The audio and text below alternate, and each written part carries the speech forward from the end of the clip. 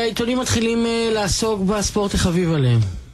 להתחיל לצייר ציורים ותמונות של מוצרי מזון, לידם נקוב הערך הקלורי שלהם, ואז מראיינים איזה מישהי לא מוכשרת שמתפרנסת מלקלקל לאנשים אחרים את החיים, היא מסבירה כמה צריך ללכת כדי לשרוף את הקלוריות שרכשת לעצמך. שזה נורא מוזר, למה לא מבטלים קצת? אני באמת חייבת פה להוסיף עוד מקצוע לרשימת המקצועות שצריך לבטל אותם, וזה באמת התזונאיות, והתזונאים גם אם יש מישהו שמתעסק בזה.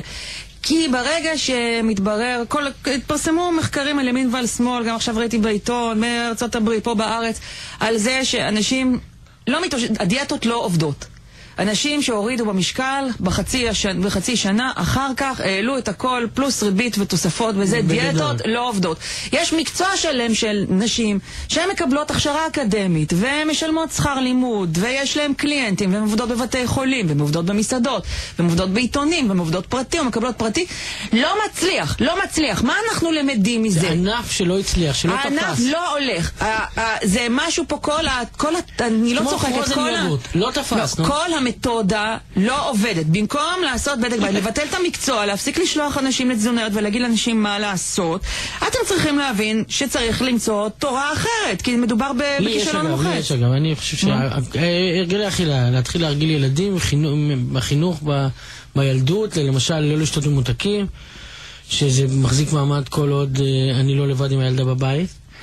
היא לא שותה רק מים ובאמת דברים מאוד נקיים, אבל אני אומר פעם אחת, אם כבר נשארתי בבית עם הילדה, לא עכשיו להפוך את זה למלחמת עולם, איך תזכור אותי בכלל, אבל רק לא דיאטות. אני איתך בעניין הזה, זה ענף שלא תפס. אוקיי, אבל עכשיו נתפלים לארוחת חג, וכסדר פסח, זה אחת הארוחות החביבות עליי ביותר בכל הזמנים ובכל העולם ובכל המסעדות.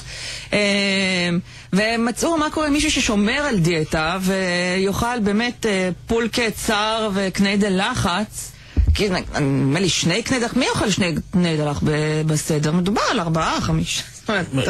נכון, תלוי הגודל גם, אתה יודע. ואז את הפעילויות שצריך לעשות בשביל להפיג מצה אחת, לשרוף את הקלוריות של קורת חרוסת, וזה 6 שעות של פעילות גופנית, וזה בשביל לשרוף. נו באמת, איך אפשר להשוות? שטויות. גם כן תאכלו ארוחת חג ואל תבלבלו את המוח.